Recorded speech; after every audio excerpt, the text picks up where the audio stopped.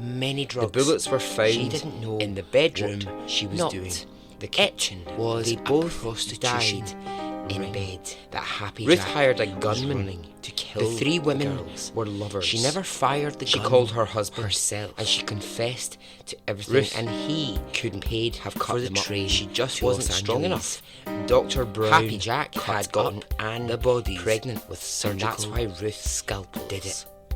Happy was Jack taking called so Dr. many Brown and he drugs. told him She he didn't didn't know his help. what she was doing.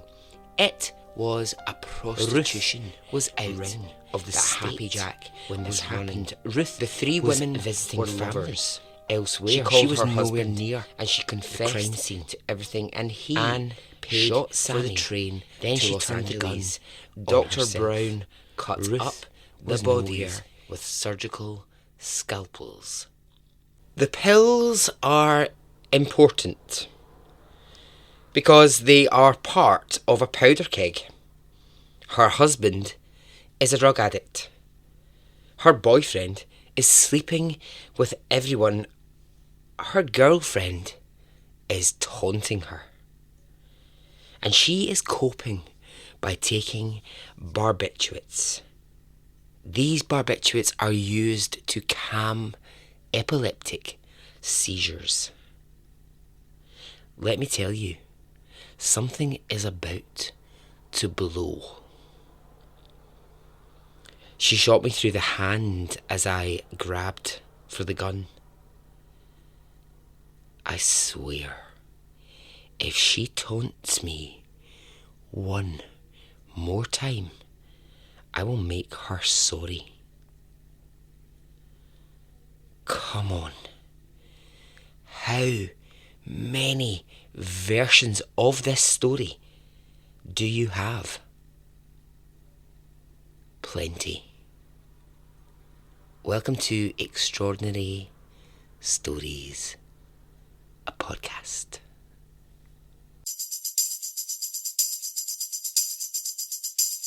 Suddenly, my search took a very dark turn.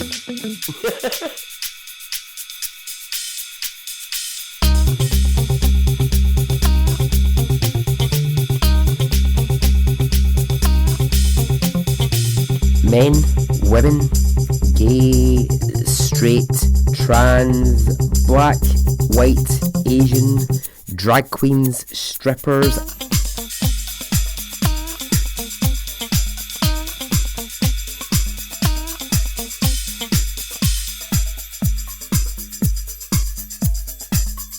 I mean, men in hot pants. No thanks. No, no, no, no, no.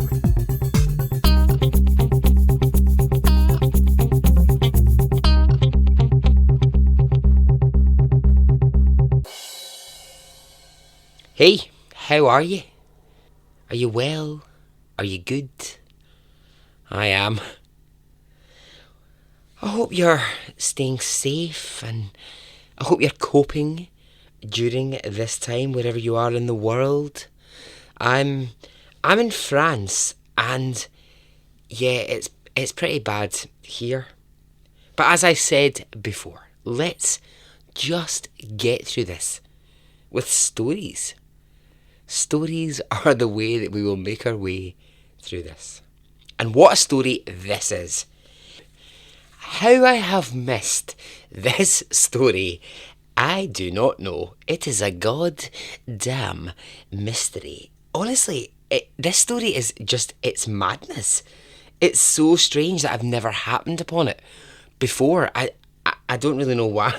But anyway, here we are. I've finally got it. Maybe this little story was hiding from me. It was biding its time until it showed itself to me. Anyway, if you like your stories with intrigue and suspicion, craziness, and court cases which get referred to as bigger than O.J. Simpson, then you will like this story. 4 times. 4 fucking times. And in different articles I read, this was bigger than the O.J. Simpson trial. I mean, when? When are people going to stop writing that? When will people stop using that phrase? You all know I hate It Was the Trial of the Century. I mean, I hate that. I actually think I'm now hating It Was Bigger Than the O.J. Simpson trial even more than that. Just everyone who's using that phrase, stop it. Just stop it right now. Okay. Anyway, that aside, small rant aside, are you ready? Okay, let's go.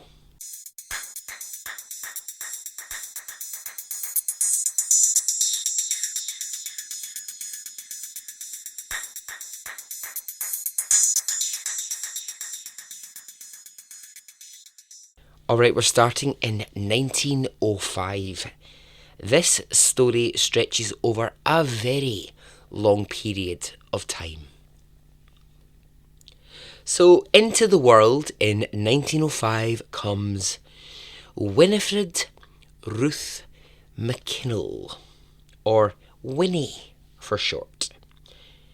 But not actually, because she went by her middle name, Ruth. Why? I don't really know. I just think maybe she didn't like Winnie. I mean, she wasn't into that. She was like, nah, I know that's my name, but I'm not that into it. I mean, I don't think it's that bad, is it? I quite like it. Winnie, I mean, you've got, let's think. You've got Winnie Mandela. You've got Winnie... Mandela? I cannot think of another Winnie. Right, so maybe it's not that popular a name, but I mean, it's not a bad name. It's not a bad name. I mean, it did sound there like I was going to list a lot of Winnies, but turns out I only know one. Okay, so this is Indiana in the USA. And she is born to a Methodist minister called Reverend McKinnell and Winnie the Pooh. There we go. Found another one. Yes. Winnie the Pooh. Anyway.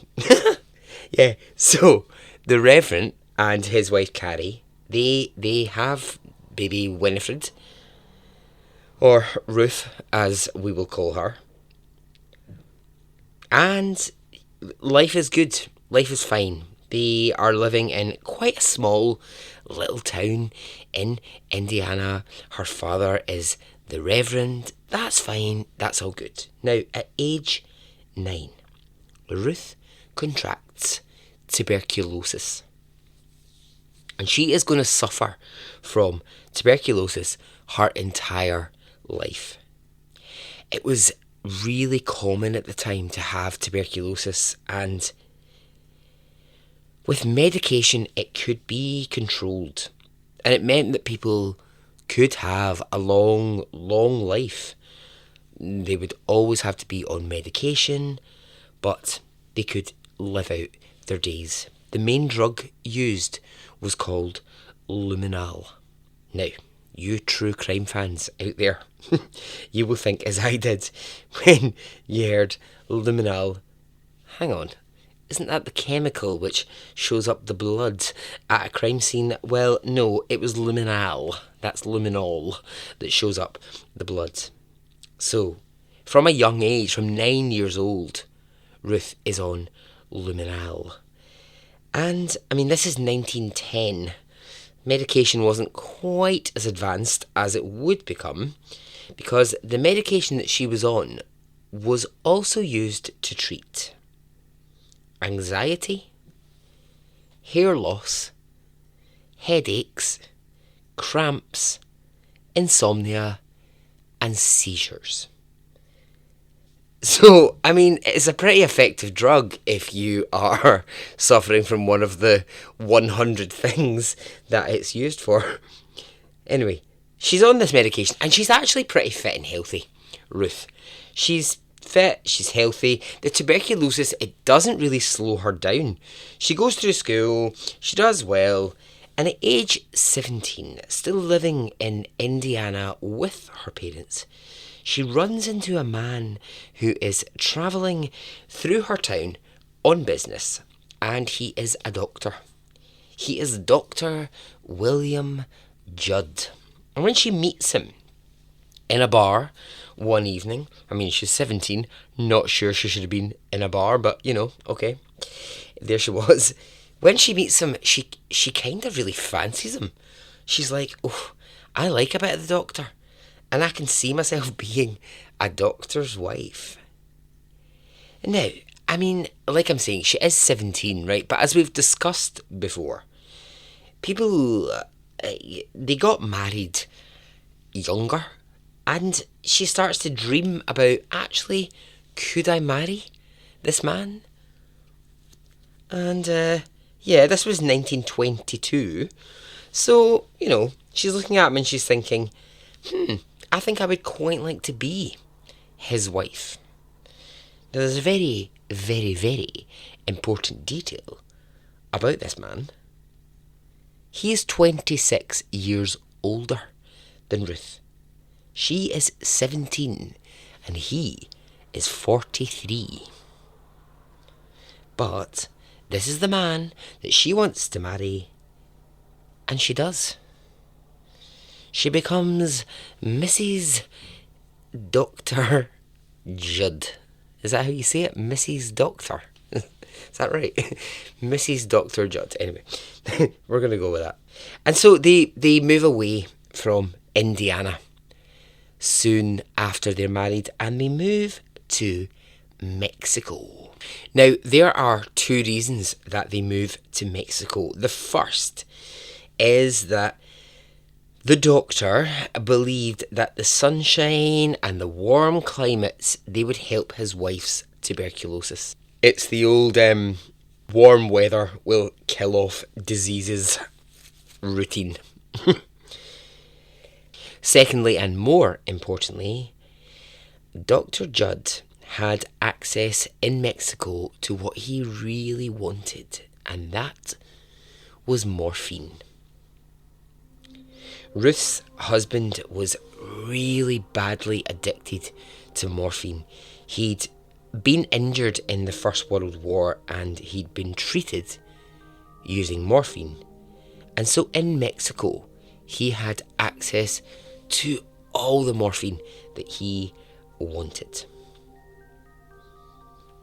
Now, sadly, the addiction to morphine, well, it meant that he was never able to hold down a job. I mean, the man was a good doctor. He was a really good doctor. He was like, a well-respected doctor, but he just couldn't hold a job down. And for long and really terrible periods, not long after they're married, they had to keep moving about different bits of Mexico because he just couldn't hold a job down for any longer than a month here, a month there. He just couldn't sustain anything. So, I mean, it's real pressure. And also to add to that at the same time, what Ruth really, really wanted was she wanted a baby. But she just couldn't conceive. As much as they tried, she just wasn't able to conceive. And between his addiction, the inability to conceive, there's just a lot of strain on their marriage at this point. And so here's what they decide to do. They decide that they will go their separate ways. They're not divorcing. Now this is really important. They're not divorcing. They're not separating. It's just that they can't make it work in Mexico. He wants to stay there because he gets access to his drugs. Ruth, she's had enough. She needs to get away from this. They're constantly poor. They're living a not very nice life. So what they agree is she will go back to the USA. He will stay in Mexico, but they will remain a couple. So Ruth leaves her husband behind and she goes to Phoenix, Arizona.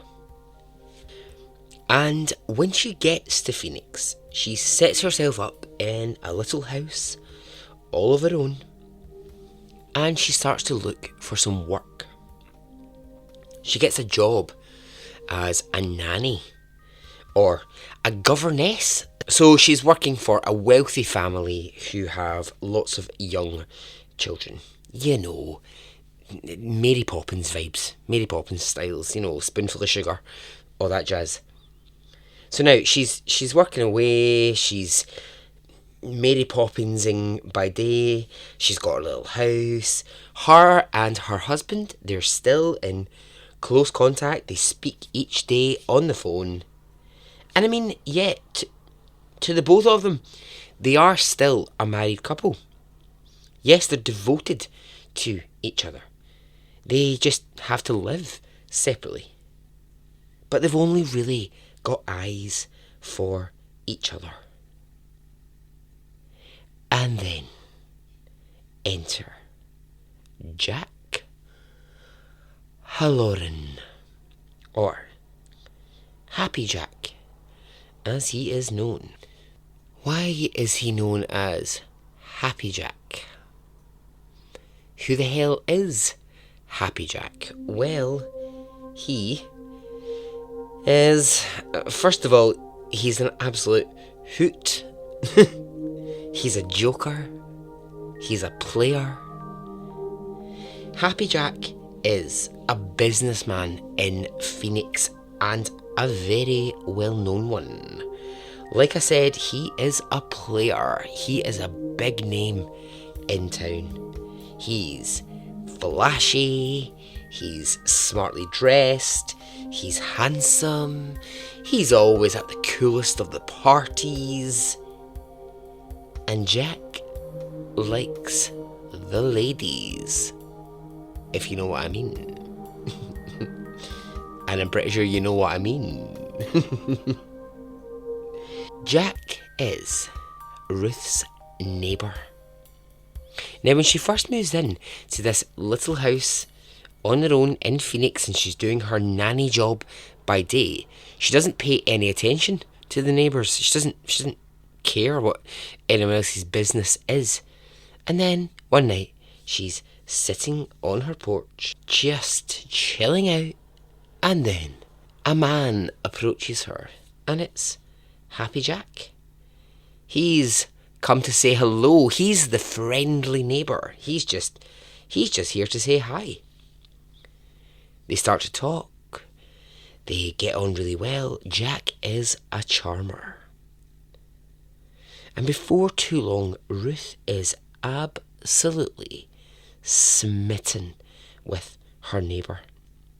She can't stop thinking about him.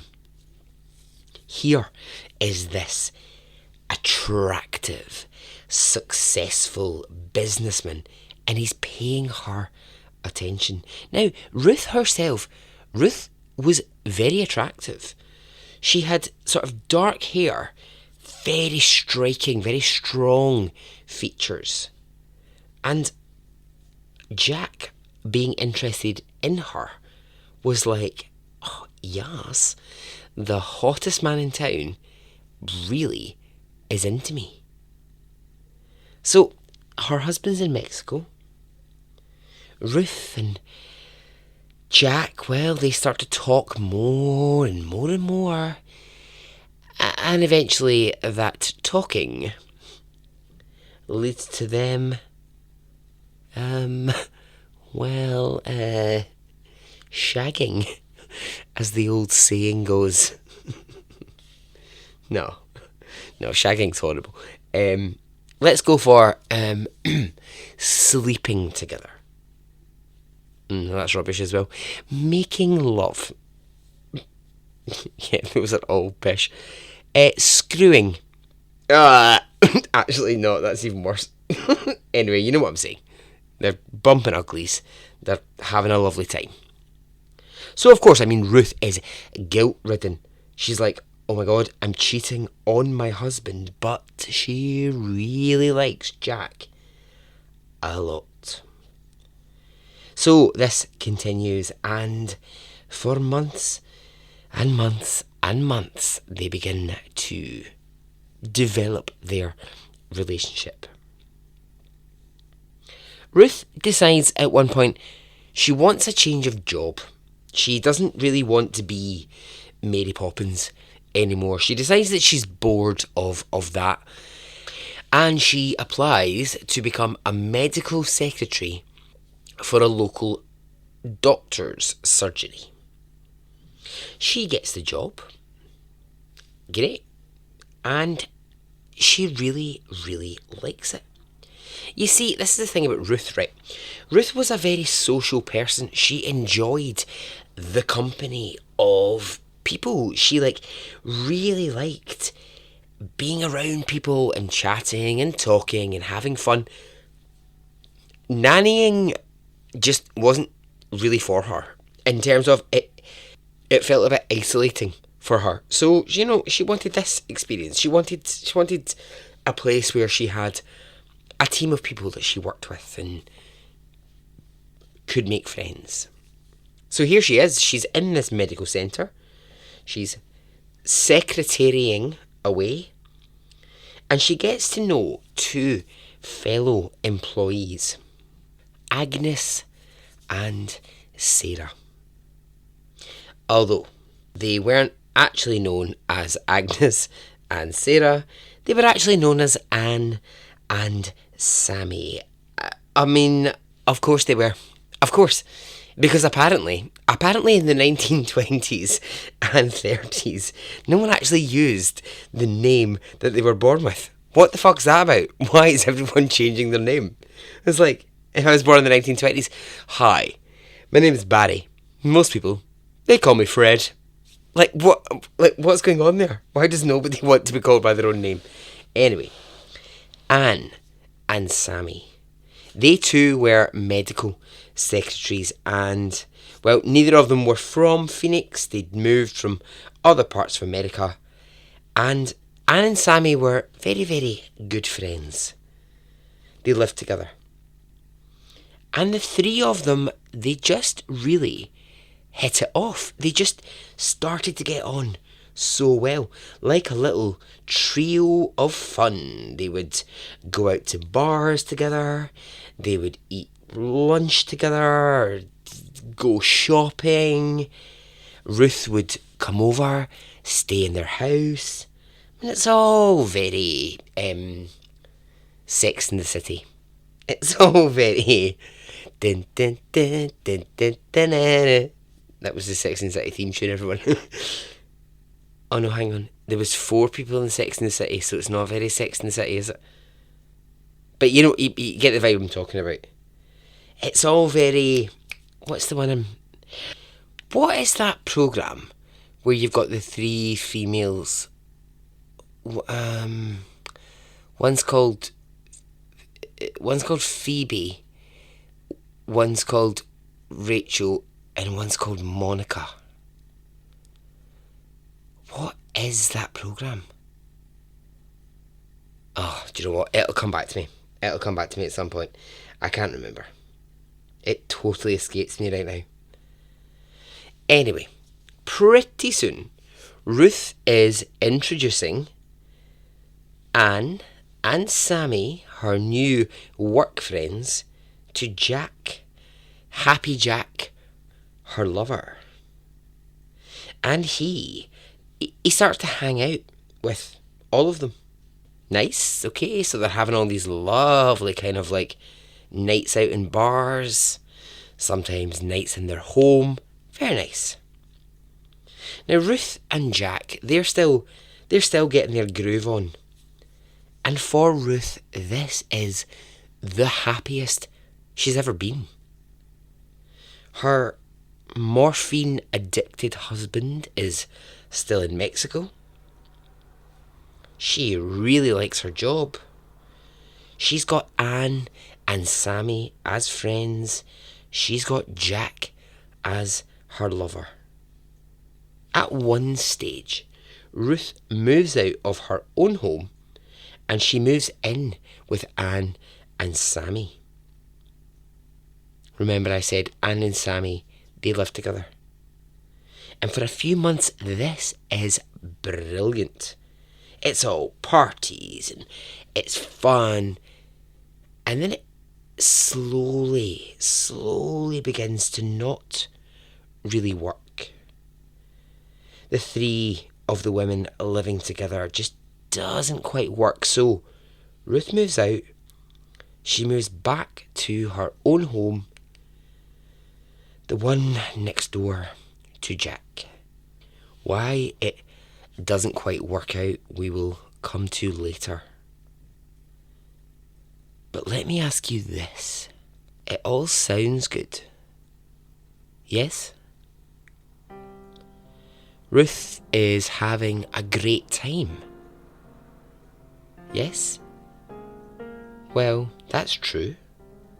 So why then is Ruth Judd arrested in Los Angeles in 1931? How is it that Ruth Judd becomes involved in one of the most confusing true crime stories ever? Why did Ruth travel on an overnight train from Phoenix to Los Angeles with a set of suitcases containing 2 dismembered bodies?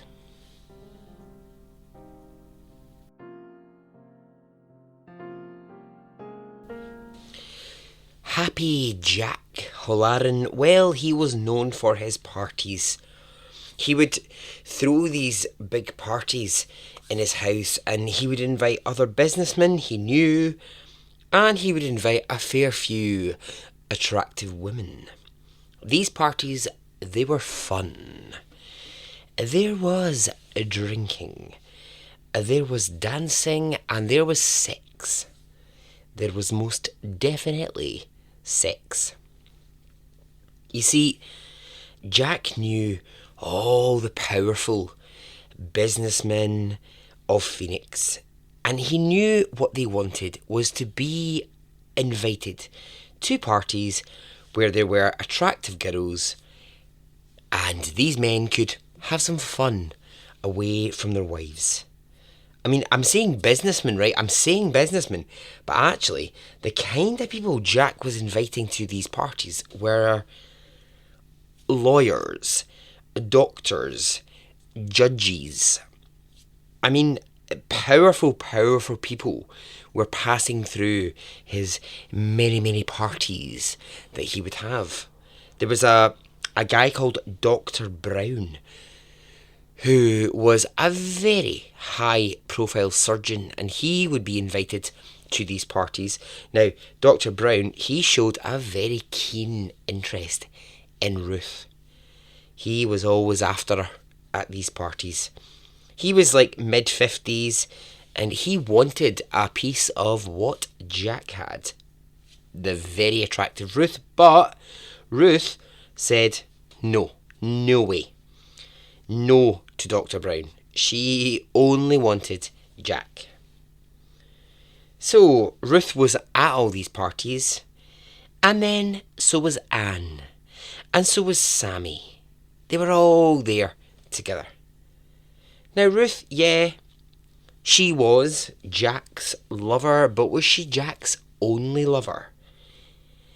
No, she wasn't. Not the kind of man to keep himself to himself.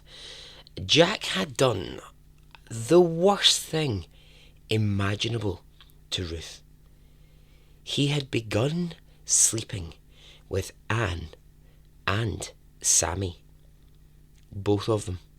Her 2 very best friends. And Ruth was not happy. Not happy in the fucking slightest. She adored Jack. I mean, she absolutely idolised him. And here he was, waving it about all over town. I mean, they argued about this a lot. They fought about it back and forth, but Jack would always calm Ruth down. He would always say to her, "You're the only one I really care about. The others, it's just sex. It's just sex."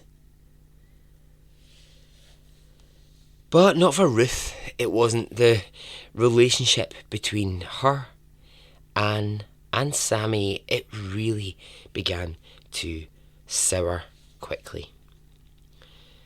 Sammy would try and say to Ruth, calm down. Chill out, babe. I mean, it was the 1930s, so maybe nobody was saying chill out, babe. But you know what I mean? Like, she was just going, like, Ruth, calm it down. Like, it's not this big a deal. And Ruth was on the other side of it going, it is a big deal. Like, I really care for him. And he's shagging everyone in town, including my two best friends. I mean, Anne was kind of enjoying Ruth's madness. And, the fact that Ruth couldn't handle that Jack was sleeping around. She would tease Ruth about the fact that Jazz? Who's Jazz? His name's Jack. I would just call him Jazz. And all that jazz. she would tease her about the fact that, Jack was sleeping around with other women, and she would really push Ruth to try and get a reaction out of her about, I've had sex with Jack so many times, and maybe I'm better in bed. Maybe that's why Jack likes to sleep with me. I mean, what a horrible, horrible, horrible thing to do. What happened to female solidarity? I think Anne needs to go and read the Divine Yaya Sisters in the Hood book. Get herself some perspective. Learn something. So remember I said that Ruth had lived with Anne and Sammy for a short period of time, but it hadn't really worked out. Well, it was because of this. It was the teasing from Anne that eventually pushed Ruth to think, I can't live with the two of them. I just can't. So the once, trio of friends, that was over. The fun was over. Ruth couldn't really bear them laughing at her about the fact that Jack was also sleeping with them. Something deeper is going on for Ruth at this time. She had decided that her marriage to the doctor, it was over. It was entirely over. And she wanted Jack and nobody else. He might still be out philandering, but to Ruth, that didn't matter. She wanted Jack all to herself. Oh, excellent use of the word philandering. Yes. Oh my God, well done me. That is a brilliant word. High five, Alfie.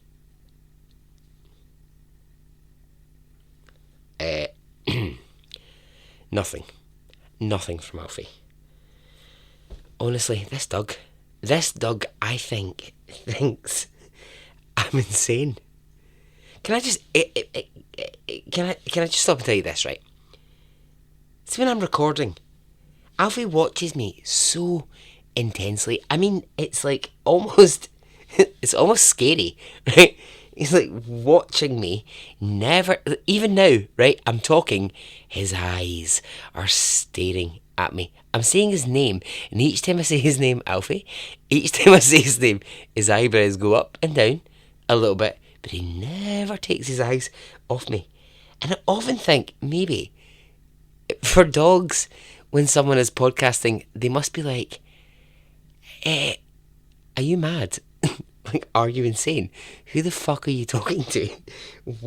What's going on? But, sometimes I'd quite like a wee high five. Sometimes I'd like a bit of emotional support. Alfie, if you were an emotional support dog, you'd be fired because you are rubbish. Anyway, what was I talking about? I can't remember.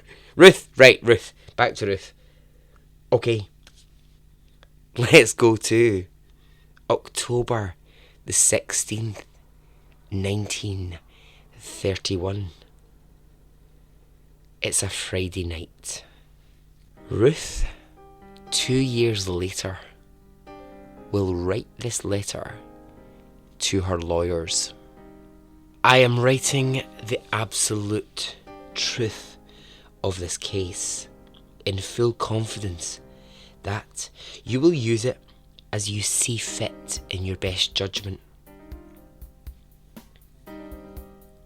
This is my first and only confession in the case of homicide of Anne and Sammy.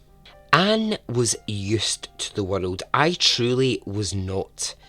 Jack was the only man I had gone with since my marriage. I was ashamed of the things I had done. I could not openly compete with Anne. Day after day, she lorded it over me, always smiling, always fresh and sweet, well knowing she was hurting me with her taunts. Many evenings Anne would kiss Jack and caress him in my presence. Then, after he was gone, she would gloat that she cared not a thing for him. She was merely working him for the money.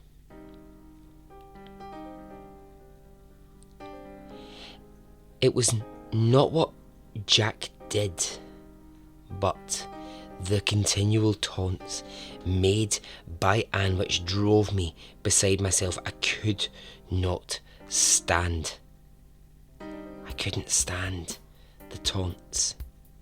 I just went crazy. Those taunts kept me awake.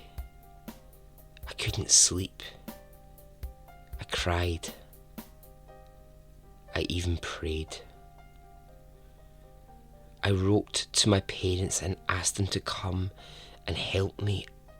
I was losing my mind. Wild ideas kept me awake. I took sleeping sedatives, Luminol.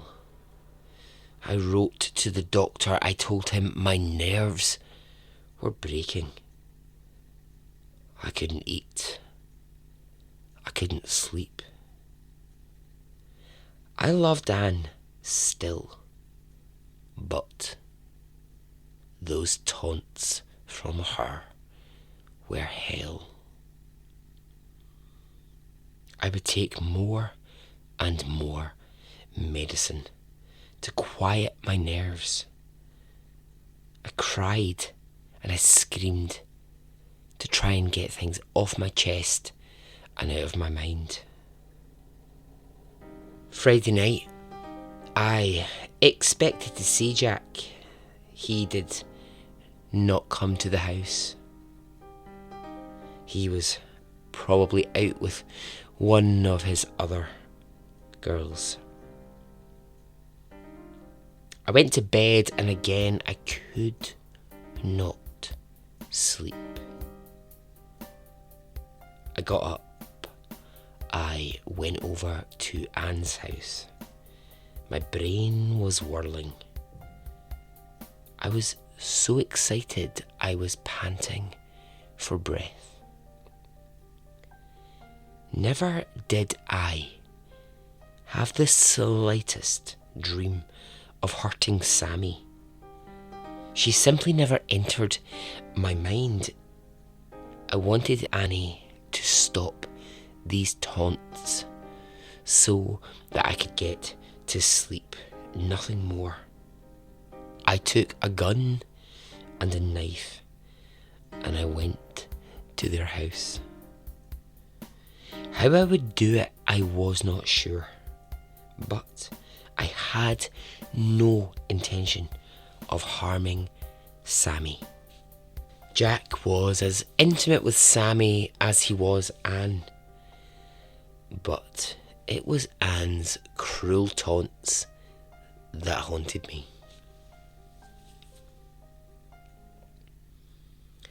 I hid in the house next door. Anne and Sammy, they returned from a night out and went to their separate bedrooms to fall into a drunken sleep. The house went quiet. The lights were off and they were both asleep. I went to the back door. I laid the knife and my shoes outside, and I crept in through the unlocked front door.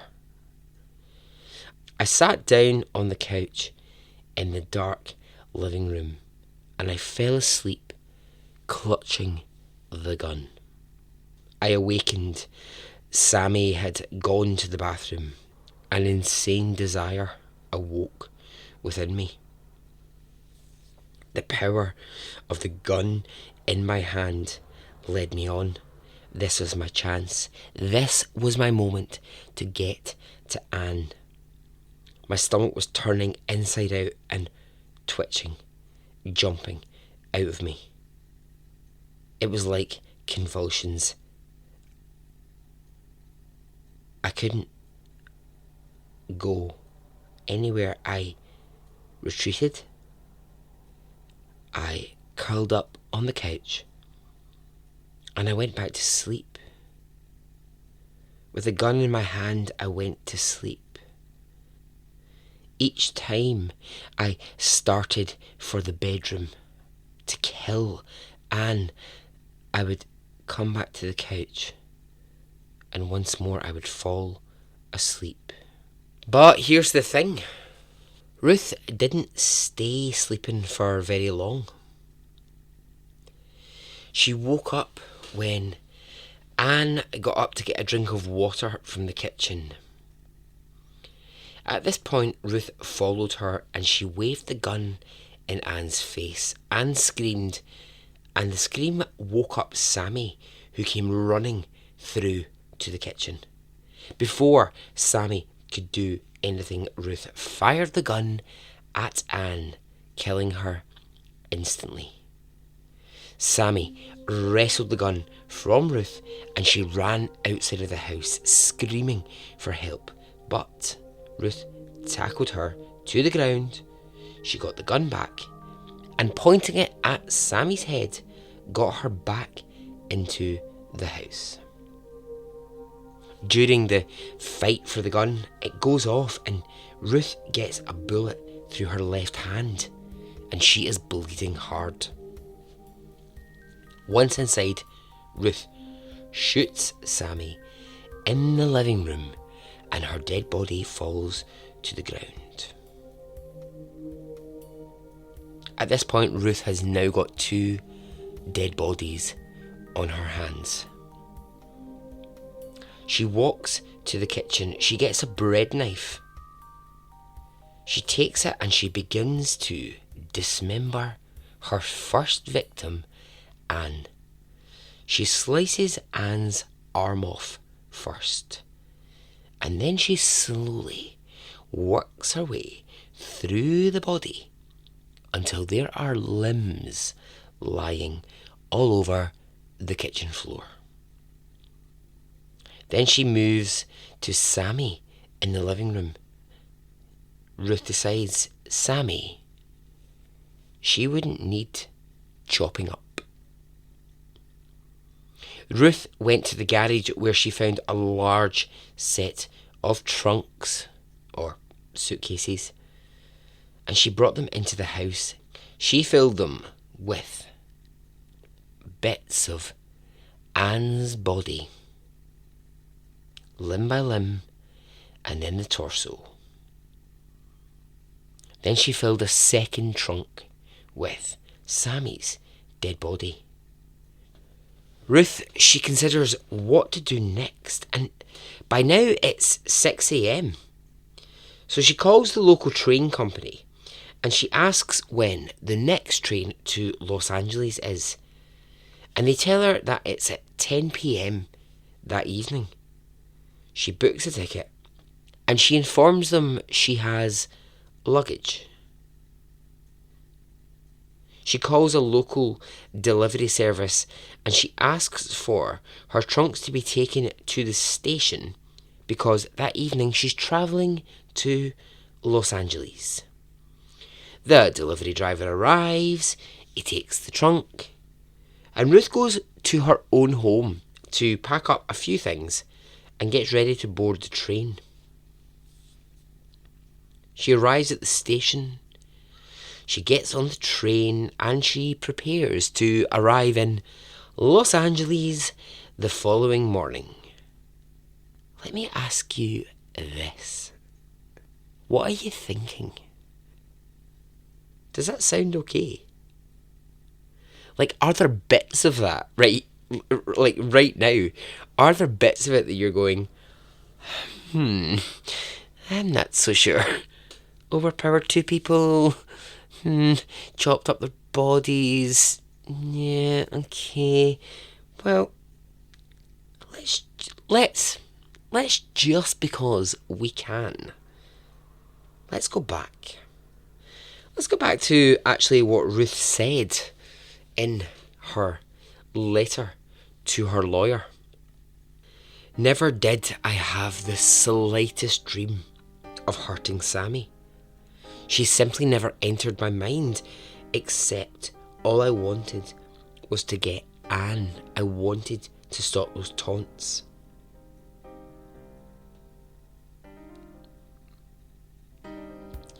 Jack was intimate with Sammy, but it was Anne's cruel taunts that haunted me.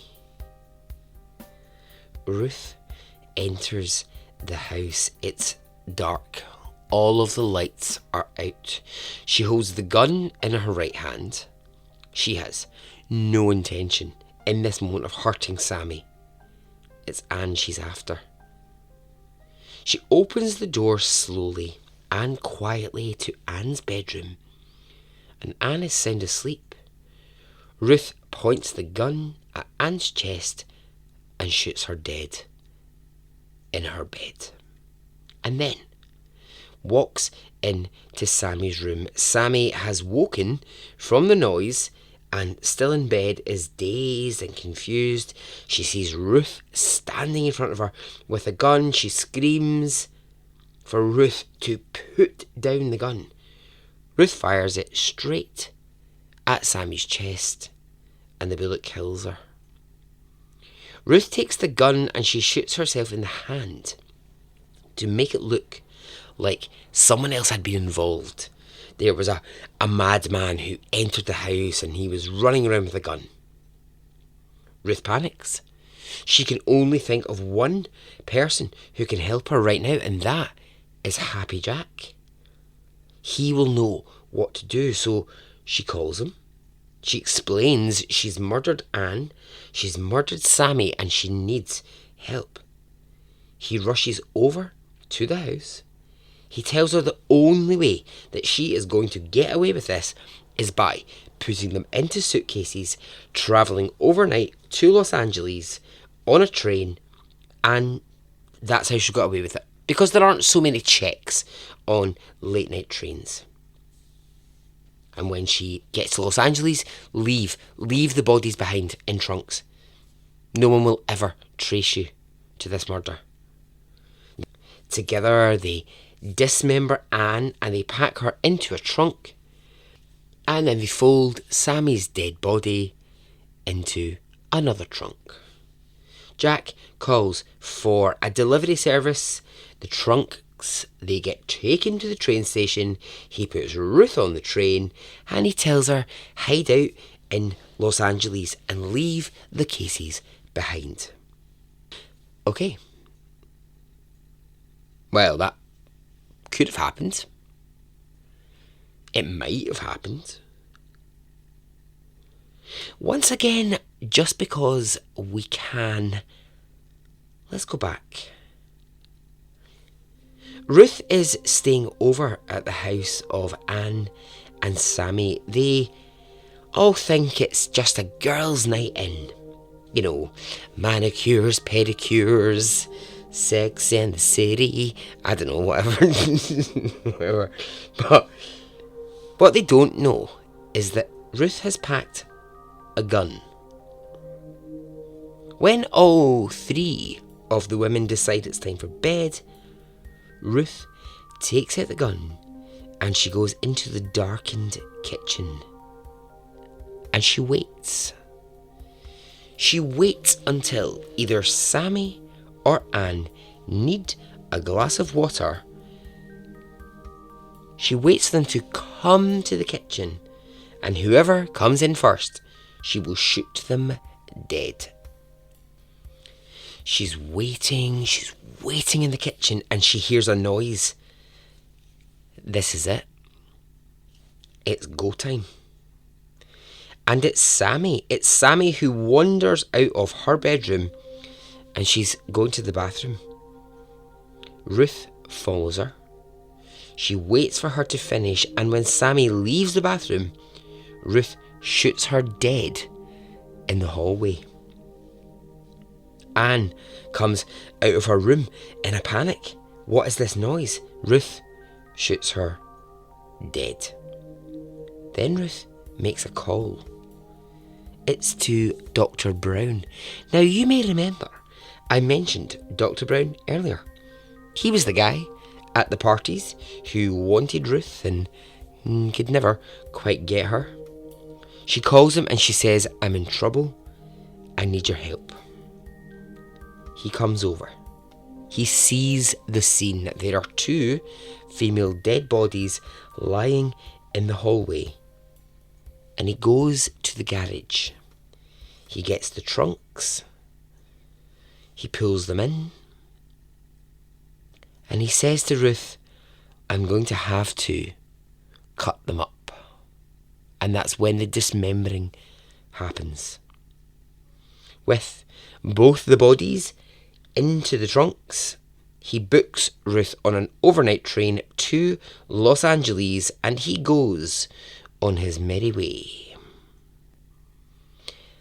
Okay, you get what I'm saying. There are so many versions of what might have happened that night. But what we cannot dispute, what we cannot in any way contest is this. When Ruth arrives in Los Angeles, she has two dead bodies with her. That fact, my friends, is not up for discussion. You know, in the way that some facts just cannot be, they just cannot be discredited. Like, you know, the fact that Legally Blonde is the best piece of cinema that's ever been made. You just can't dispute that, okay? There's no way around that. It's the truth. When Ruth arrives in Los Angeles, she gets off the train and her luggage, it gets moved into the hold for her to collect later. Now, station officials are immediately like, what's going on here then? There is the most awful smell coming from the cases, and they've spotted this kind of in advance.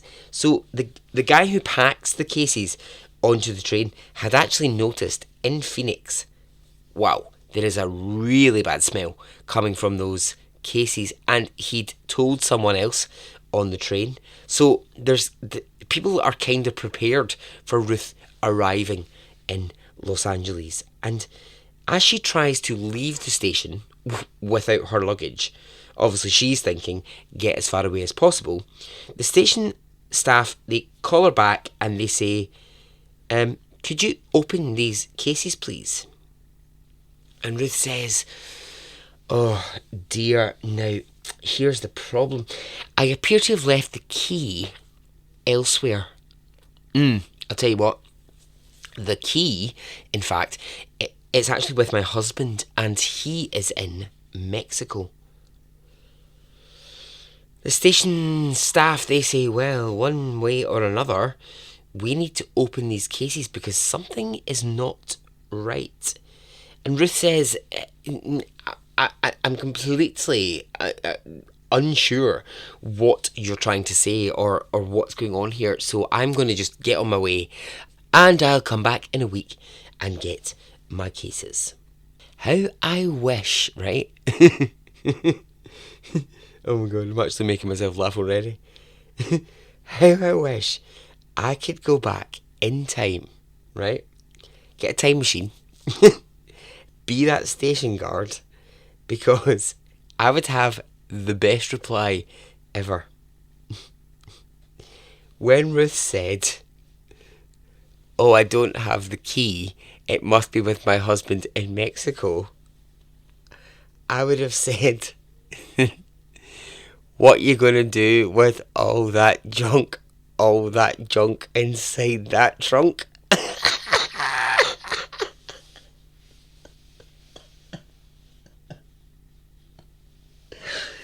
Oh my god. Oh my god, I'm so funny. Oh no, but hang on.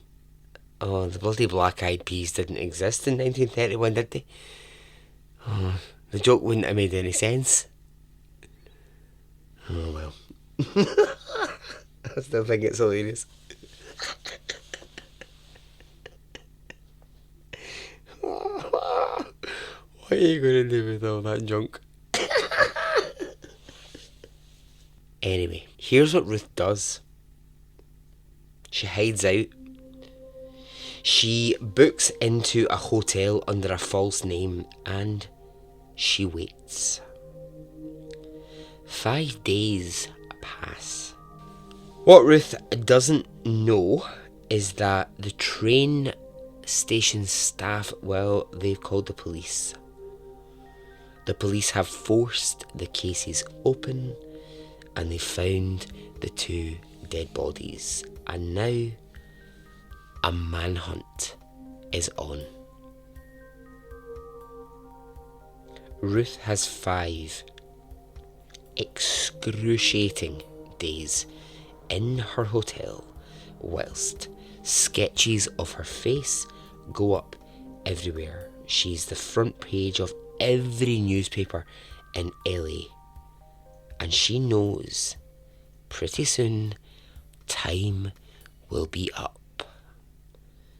And so ends part 1 of Ruth. Ruth, tell us the truth. Ruth stabbed both women using her knife. Ruth calls her brother who lives in Phoenix and he helps dismember the bodies. The bullets were found in the bedroom, not the kitchen. They both died in bed. Ruth hired a gunman to kill the girls. She never fired the gun herself. Ruth couldn't have stabbed both women using her knife. Happy Jack had gotten Anne. Ruth calls her brother who lives in Phoenix and he helps dismember Ruth was taking the bodies. So many drugs. The bullets were found she didn't know in the bedroom what she was doing. The kitchen was they both died in bed. That Happy Ruth Jack hired a gunman to kill the 3 women. Girls were lovers. She never fired the gun. She called her husband herself, and she confessed to everything. Ruth and he couldn't paid have cut for the train. She just wasn't strong enough. Dr. Brown Happy Jack had gotten Anne the body pregnant with surgical. And that's why Ruth scalpel did it. Happy Jack called Dr. Brown and he told him he didn't know his help what she was doing. It was a prostitution. Ruth was out of the state. Happy Jack when this happened. Ruth, the 3 women visiting families elsewhere. She was nowhere near, and she confessed to everything. And he paid shot for the train. Then she turned the gun. Dr. Brown cut Ruth up the bodies with surgical scalpels.